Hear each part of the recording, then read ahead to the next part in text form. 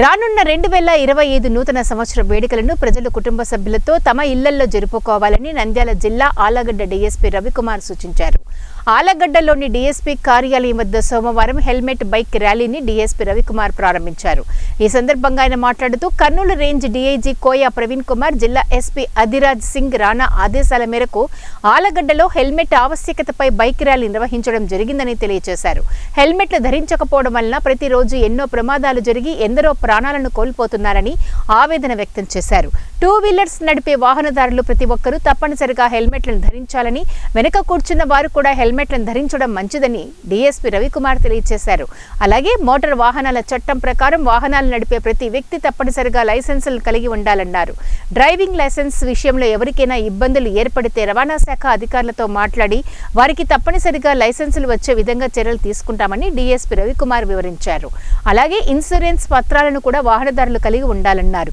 రానున్న నూతన సంవత్సరం సందర్భంగా ఆళ్లగడ్డ పోలీస్ సబ్ డివిజన్లోని ప్రజలకు డీఎస్పీ రవికుమార్ ముందస్తుగా నూతన సంవత్సర శుభాకాంక్షలు తెలియజేశారు. ఈ నెల 31వ తేదీన రాత్రి 10 గంటల తర్వాత ఎవరికి కూడా రోడ్లపై అనుమతి లేదని డీఎస్పీ రవికుమార్ హెచ్చరించారు.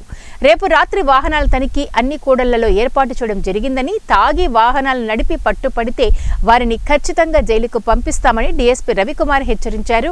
న్యూ ఇయర్ రోజున ఎవరూ కూడా తాగి న్యూసెన్స్ చెయ్యరాదని ఆయన సూచించారు. తమ కుటుంబ సభ్యులతో ఇళ్లల్లోనే ప్రశాంతంగా నూతన సంవత్సర వేడుకలను జరుపుకోవాలని డీఎస్పీ రవికుమార్ వివరించారు. కార్యక్రమంలో town CI Chiranjeevi, rural CI Kambagiri Ramudu, Sirivella CI Vamshidhar, Koilakuntla CI Hanumantha Nayak, town ఎస్ఐలు షేక్ నగీనా, జయప్ప, సబ్ డివిజన్ పరిధిలోని ఎస్ఐలు, పోలీస్ సిబ్బంది ఇందులో పాల్గొన్నారు. హెల్మెట్ ధరించాలని కోరుచున్నాము. అలాగే హెల్మెట్ వాహనం నడిపే వ్యక్తితో పాటు వెనుకలో కూర్చున్న వ్యక్తి కూడా హెల్మెట్ ధరించి సురక్షితంగా పోవాలని కోరుతున్నాము. అలాగే డ్రైవింగ్ లైసెన్స్ కలిగి ఉండవలేను.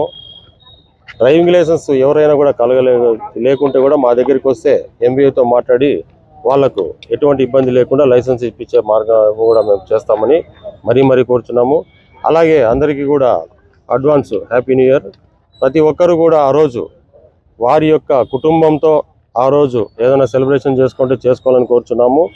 ఎవరు కూడా ఆ రోజు మద్యం తాగి రోడ్డు పైన వస్తే